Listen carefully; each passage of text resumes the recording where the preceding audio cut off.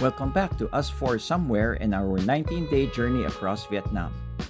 We're traveling from north to south, starting in Hanoi and eventually making our way all the way down to Ho Chi Minh City. This is day 5 and we're spending our last few hours up in the mountains around Sapa.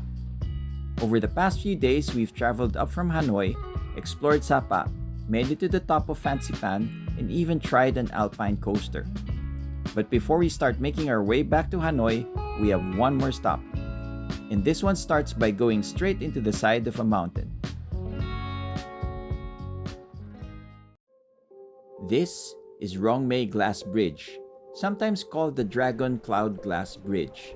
And getting there is already part of the experience. Instead of simply walking up to the bridge, you first enter through a tunnel cut into the mountain. At the end of the tunnel is an elevator that takes you hundreds of meters up the side of the cliff. And when you finally come out at the top, you're suddenly right in the middle of the mountains, or in our case, right in the middle of the clouds. It was cold, rainy, and very foggy that morning. 1 minute, you could see portions of the mountains around you. A few minutes later, the clouds would move through and almost everything would disappear again. But that's traveling. You see a place as it is on the day that you're there. And the weather didn't take anything away from Sapa for us.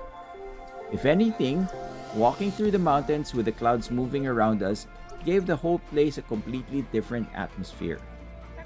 We loved it. So, raincoats on, and up we went. There are several levels to explore up here. Rainbow-colored stairs climb farther up the mountain with observation decks and glass walkways along the way.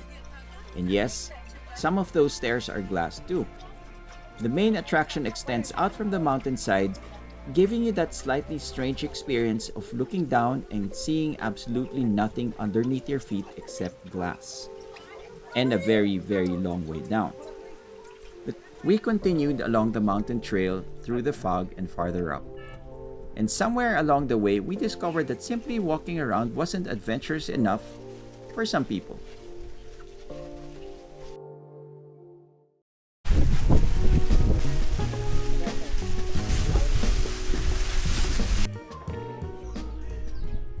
But walking around here made us notice something we'd been seeing throughout our time in Sapa. A lot of the attractions don't try to compete with the landscape. The landscape is the attraction. The mountains, the valleys, the rice terraces, the farms, and even the clouds are already here. Tourism has found different ways of letting visitors experience them. Sometimes that's something enormous and engineered, like a glass bridge hanging off the side of a mountain. Sometimes it's a cable car or an alpine coaster. But on a much smaller scale, you can see farms, gardens, traditional villages, and agricultural areas becoming places where visitors can stop, learn, eat, shop, or even just stay. Agricultural and rural tourism have actually become an important part of tourism development in Lao Cai province. Fruit farms, tree plantations, flower gardens, livestock farms, and medicinal plant areas can continue producing what they normally produce while also creating experiences for visitors. And I think that's one of the interesting things about traveling through this part of Vietnam.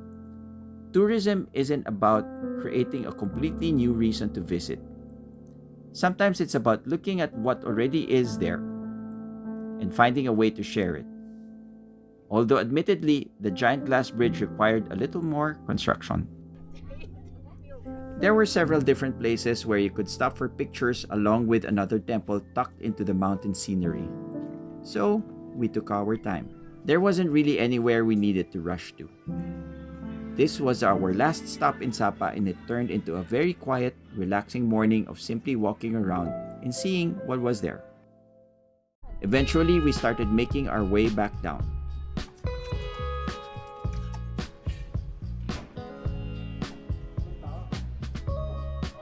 And on the way out, we found cats. There was a large enclosure where several cats were being kept. And if you've watched us for any amount of time, you'll probably know that we are incapable of simply walking past cats. So naturally, we stopped. Glass bridge? very impressive. Mountains, beautiful. Cats, well, schedule temporarily suspended. It was finally time to head back to the van. From here, we were leaving Sapa and beginning the drive back toward Hanoi. But we still had one more stop along the way. We pulled into a roadside stop selling local food, fresh fruit, and souvenirs. And this is where we found one of our favorite snacks from this part of the trip. These are chestnut cakes. There were also fresh fruits, local products, and plenty of souvenirs. And then there were the mangoes. Fresh mango with chili salt. Simple, but so good. Sweet mango, salty, spicy. And somehow, once you start eating it, it's very difficult to stop. I just don't know how to describe it. If it's spicy or hot or Speed minus 2. or mabango. Oh, it's yummy. Yummy. Or the other one. So between the chestnut cakes, mangoes, and a few souvenirs, our quick roadside stop became one last little taste of northern Vietnam before getting back into the van. It was short, it was relaxing, and honestly, it was exactly the kind of day you hope gets mixed into a long trip like this. Our time in Sapa may be finished, but our journey across Vietnam definitely isn't. We're only on day 5 of 19 days traveling from Hanoi in the north all the way down to Ho Chi Minh City in the south. There's still a lot ahead of us. We'll be making our way through more of northern Vietnam before continuing south, with places like Ha Long Bay, Hue, Da Nang, and Hoi An still to come, before eventually reaching Ho Chi Minh City. So come with us for day 6 as we get back on the road and continue our journey across Vietnam. If you'd like to follow the entire trip, subscribe to Us 4 somewhere and join us for the next one. We'll see you on day 6.